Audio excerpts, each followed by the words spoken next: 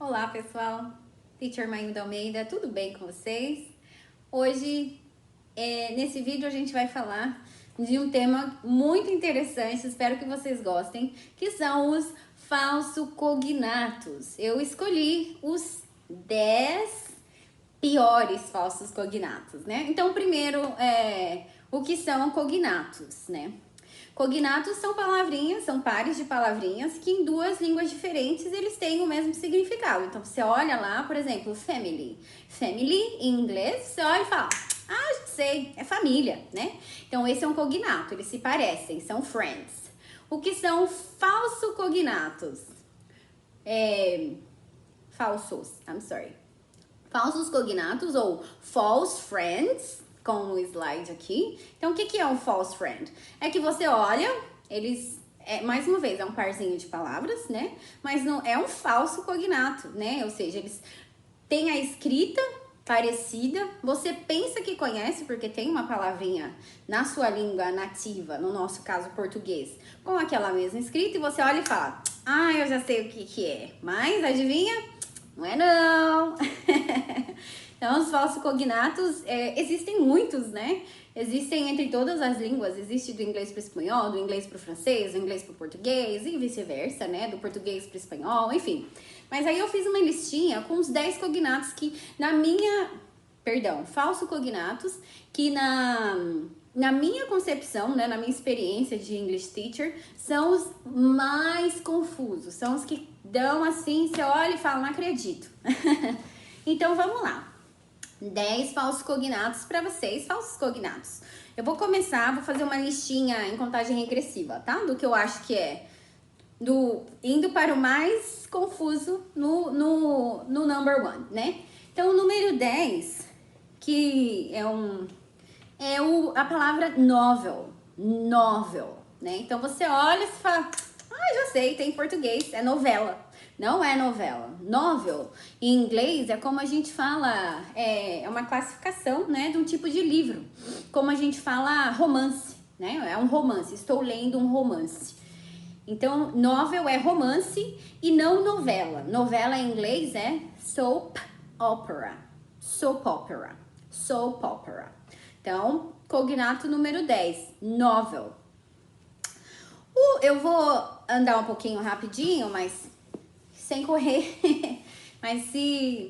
Porque eu não quero que o vídeo fique muito longo, tá? Mas se vocês tiverem qualquer dúvida, o canal tá sempre aberto. Me mandem comentários, me mandem mensagem aqui na minha página do Instagram e lá do YouTube também, Inglês com a Mailda, tá? @Inglês com a Mailda ou Inglês com a Mailda no YouTube. O número 9 é o verbo discuss. Discuss. Então, você olha a palavra discuss, a gente vai pensar no verbo discutir em português, né? Esse verbo, na nossa língua, tem uma conotação negativa. Eu discuti com a minha amiga. Discuti com o meu esposo. Quer dizer, geralmente, que você teve uma briga, certo? Que vocês discordaram em algum sentido. E esse é um falso cognato, porque em inglês a gente usa o verbo discuss no sentido de conversar mesmo, não tem nenhuma denotação negativa. Quando a gente fala discutir no sentido de brigar, o verbo é argue, argue. Então eu vou falar assim, I need to discuss the project next week at work. Então você só tá falando que você precisa conversar sobre o projeto, né? Não quer dizer que você vai brigar com ninguém. Então esse é um falso cognato. To discuss não é discutir, é conversar. A gente até usa esse verbo no português sem a conotação de brigar também, né? Mas é bem menos comum, né? As far as I remember, pelo que eu me lembro. O número 8 é a palavrinha letter. Letter. Então, a palavra letter é e não é um falso cognato. Por quê? Porque ela quer dizer a palavra letra. Letter é letra. A, B, C, D, entre aspas, I'm so sorry. E por aí vai. Então, nesse contexto, ela não é um falso cognato. Mas, como eu já falei em vídeos anteriores aqui, quando eu dou dicas para você aprender inglês com músicas, né? É desse lado que é a cartinha, peraí. Quando você quer falar letra de música, em inglês a gente não fala letter of music, né? Que na verdade music é um outro falso cognato também. É song, a gente fala song pra música, no sentido de uma música de alguns minutinhos que você ouve no rádio, ou enfim. Então você vai falar lyric, e não letter, or letter, né? Na pronúncia mais aqui canadense e americana. E um outro contexto que a palavra letter é usada como falso cognato também é a sua letra, a minha escrita. Então, em português a gente fala, a minha letra é bonita, né? Então, em inglês a gente não fala my letter, a gente fala handwriting, ok? Então, nesses dois contextos, né, quando você vai falar da letra de música e da sua escrita, a palavra letter é falso cognato, ok? Que a gente usa para letra de música, lyric, e para a sua letra a gente fala handwriting. My handwriting is neat, quer dizer que a minha letra é organizadinha, bonitinha, ok? Número 7, é o advérbio actually.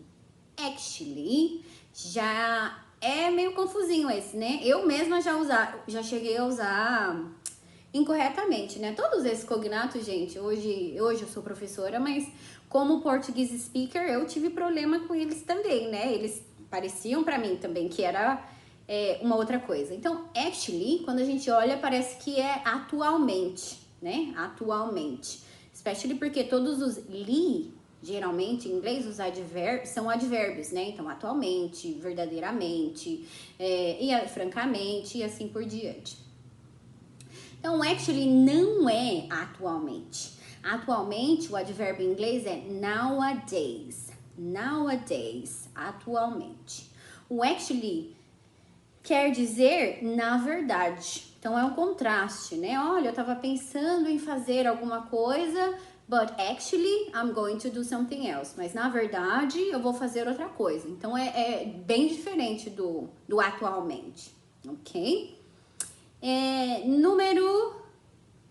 Olha, minha lista tá bagunçada aqui. I'm so sorry. Número 6. Número 6 é o verbo pretend. To pretend. Você olha e fala, já sei, pretender, né? Pretender. Eu pretendo ir à casa da minha mãe no final de semana. No. To pretend, em inglês, é fingir. Tem até uma música do Fred Mercury, que eu amo, né? Que eu já comentei com vocês que eu sou uma grande fã do Queen. E é uma regravação, na verdade, que é I am the great pretender. Pretender, eu sou um grande fingidor. Então, to pretend, em inglês, é fingir. Não tem nada a ver com pretender. False friend. Interessante, né? Número 5. Vamos lá para o top 5. Número 5 é a palavra doubt. Doubt. O Bzinho é mudo, né? Como muitas outras palavras em inglês têm sons, letras silenciosas. A gente vai falar disso mais pra frente. A palavra doubt, traduzindo literalmente, quer dizer dúvida, ok? Mas, por exemplo, se você estiver no meio de uma aula e você falar assim, teacher, I have a doubt, não tem o mesmo sentido do português. Quando você tem uma dúvida em inglês, na verdade, o doubt é um questionamento. Então, por exemplo, se eu faço alguma colocação e você é contra aquilo e você quer questionar no sentido de não provar que está errado, mas mostrar um outro ponto de vista, né? É mais um questionamento. Quando você quer falar só uma pergunta, teacher, I have uma dúvida, né? Uma dúvida nesse sentido, um esclarecimento, a palavra é question. Teacher, I have a question. Can you please repeat this to me? Or what is this? Or what is that? Então, a gente usa doubt em contextos muito específicos, não é muito comum, né? Mas no contexto do false friend, nesse caso, a dúvida aqui seria question. I have a question, not I have a doubt, ok? Número 4, eventually. Eventually. Eu aprendi esse é um outro advérbio, né? Eu me lembro do contexto em que eu aprendi, porque É muito parecido com eventualmente. Eventualmente, que é uma coisa que você faz now and then, né? Mas não. Eventually, em inglês, quer dizer finalmente. Então, imagina que você está trabalhando, tentando achar uma resposta para alguma coisa, ou você está trabalhando num projeto super difícil. Então, eu estava tentando resolver, tentando achar a resposta, and eventually, I found the answer. Então, finalmente, é uma coisa assim que vai concluir como posso dizer, uma coisinha que você estava fazendo, certo? É uma linha do tempo mesmo. Então, eventually é lá no final, finalmente. I eventually found my keys. Se você estava procurando, finalmente você encontrou. Agora para o top 3, que são os cognatos mais confusos para Portuguese speakers, na minha opinião. O número 3 e o número 2, eles são parzinhos, né? Sensible and sensitive. Isso dá muita confusão entre os alunos. Sensible. Porque você olha sensible, você fala, é sensível, teacher. Sensible é sensível, né? Parece com sensível. Não é. Sensible quer dizer sensato. Sensible, sensato. Como falar sensível em inglês, então, teacher? Sensitive.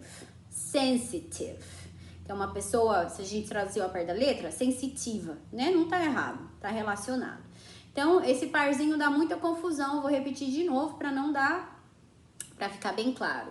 Sensible é sensato, sensitive é sensível, ok? Você pode repetir, é muito importante, né? Para ajudar na memorização. Toma nota, escreve quantas vezes você precisar, coloca em sentences, né? Escreva frases usando. Oh, my dad is very sensible. He always makes good decisions. Então, meu pai é uma pessoa muito sensata, ele sempre toma decisões muito boas. Or, I have a friend and she is really sensitive. So, tenho uma amiga e ela é super sensível, ok? Então, bem diferente. Sensible, sensato, sensitive, sensível, ok? E o número 1, quem sabe qual é o falso cognato mais confuso em inglês? Alguém adivinha? Olha, eu tô fora do Brasil há mais de 5 anos, né? Morei primeiro lá na Irlanda e agora aqui no Canadá, como vocês sabem, quem já me acompanha. E toda vez que eu vejo essa palavrinha, eu tenho que pensar. Qual é? Push. Exactly. Push, pra mim, é o pior falso cognato do universo, pra gente que é brasileiro. Por quê? Toda vez que você vê uma porta escrito push, deixa eu puxar, né? Tinha até meme entre os pessoal que morava no exterior, né? Professores de inglês e tudo mais. Que é uma verdade, né? Eu, toda vez que vejo a palavra push, anywhere, em qualquer lugar, o meu cérebro já sai querendo puxar. E não é, gente. Push em inglês é empurrar. Push é empurrar. E puxar é pull. P-U-L-L. Vou colocar um slidezinho pra vocês. Que eu brinco, que eu coloco pros meus alunos, né? Quando tivesse, na minha cabeça, né? Eu penso, se tivesse a palavra push, não deveria ter o handle, né? Como fala? Esqueci, perdão, handle. A maçaneta para você puxar, né? Se não tivesse a maçaneta, ia ficar mais fácil. Você ia saber que era empurrar, não é verdade? Então, e aí quando tiver pull, aí sim você pega na maçaneta e puxa, né? No handle. Então, eu acho interessante como que isso eu realmente não tô brincando, não. Depois de, imagina, décadas estudando inglês, né? Toda vez que eu vejo uma porta escrito push, eu tenho que reprogramar meu cérebro e falar, não é push, Mailda, não é push. Ok? Então é isso, pessoal. Essa é a listinha dos 10 falsocognatos mais confusos, né? Que mais dão confusão pra gente que é falante de português, né? Portuguese speakers. Obrigada por vocês terem ficado até o final do vídeo comigo. Se vocês gostaram do vídeo, não deixe de deixar o seu like aqui embaixo para ajudar o crescimento do meu canal. Se você ainda não se inscreveu, se inscreva lá em cima. no botãozinho vermelho no YouTube. Se você ainda não me segue no Instagram, é @inglês_com_a_mailda e mesmo nome no YouTube, ok? Fiquem à vontade para compartilhar esse vídeo, porque é super útil, levou um tempão para eu entender direitinho todos esses falsos cognatos, né? E é um prazer mesmo compartilhar um pouquinho disso com vocês, né? E eu só queria finalizar agradecendo e dedicando esse vídeo para todos os meus colegas educadores que nesses tempos tão difíceis que nós temos vivido, né, com o Covid, que tem aí se dedicado com todo carinho, com todo doando seu tempo, aprendendo as novas tecnologias, né, para disseminar e democratizar o conhecimento, né? Então, dedico esse vídeo para todos os professores de todas as áreas do conhecimento, os meus queridos colegas que ensinam idiomas na internet, meus queridos colegas também que ensinam ciências, né, professores de química, de biologia, de física, tão importantes em todo o tempo, mas sobretudo agora, né, nessa época difícil, professores de história, professor Leandro Carnal, que eu adoro, tenho ensinado, tenho aprendido muitíssimo com ele, e tantos outros que estão por aí, né, dando essa contribuição tão importante de educadores. Então, dedico esse vídeo para todos vocês e muito obrigada para todo mundo que assistiu ao meu vídeo. Um beijo, pessoal. Vejo vocês no próximo vídeo. Thank you for watching. Bye!